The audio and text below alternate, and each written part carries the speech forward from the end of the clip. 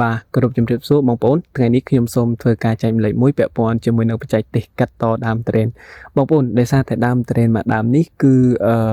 វាមានអំបូរខុសគេស្លឹកវារាងធំហើយរសជាតិវាក៏អត់ឆ្ងាញ់ដែរបងប្អូនហើយសម្បីតែចេញផ្កាក៏រាងយឺតខុសគេដែរអញ្ចឹងដោយសារតែដើមវាធំគឺត្រេនពិបាកដាំយើងអត់ចង់កាប់បំផ្លាញដើមវាចោលទេអញ្ចឹងវិធីសាស្ត្រដ៏ល្អបំផុតសម្រាប់យើងនឹងគឺការ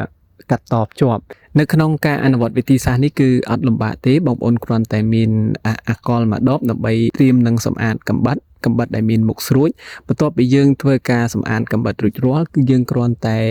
ជានៅដើមត្រេនដែលមានរសជាតិមិនឆ្ងាញ់ឲ្យដល់ស្បែកបន្ទាប់មកទៀតគឺយើងកាត់តមែកដែលមានរសជាតិឆ្ងាញ់សុខភាពល្អគឺមកតភ្ជាប់តែម្ដងហើយនៅក្នុងវិធីសាស្ត្រនេះទៀតសោតគឺមានន័យថាអត្រានៃការរស់គឺ50-50បន្ទាប់ពីយើងតភ្ជាប់រួចបងប្អូនយើងប្រើប្រាស់ថង់ប្លាស្ទិករុំវាឲ្យជិតទុករយៈពេលប្រហែលជា25ទៅ30ថ្ងៃប្រសិនបើ30ថ្ងៃយើងមកមើលទៅឃើញសភាពបៃតងមានន័យថាត្រេនហ្នឹងគឺអត្រារស់គឺ100%អ